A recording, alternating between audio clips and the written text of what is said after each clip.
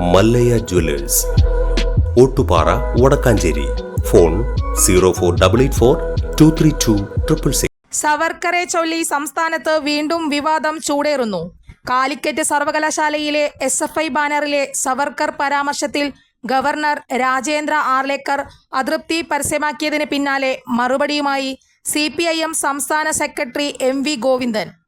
സ്വാതന്ത്ര്യ സമരവുമായി സവർക്കർക്ക് യാതൊരു ബന്ധവുമില്ലെന്ന് MV ഗോവിന്ദൻ പറഞ്ഞു. ദേശീയ സ്വാതന്ത്ര്യ സമരവുമായി സവർക്കർക്ക് ഒരു ബന്ധവുമില്ല.